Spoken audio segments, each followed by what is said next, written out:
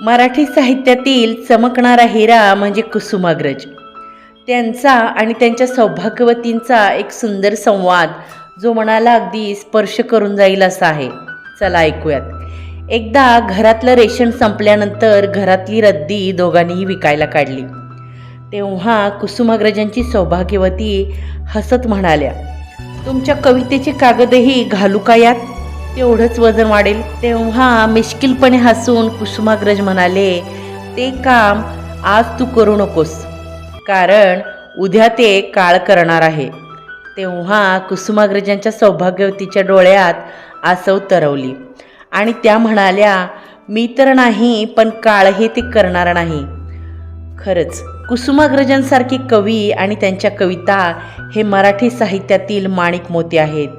त्यांना रद्दीचा भाव कधीच मिळणार नाही आणि हे काम काळही कधीच करणार नाही. बरोबर ना?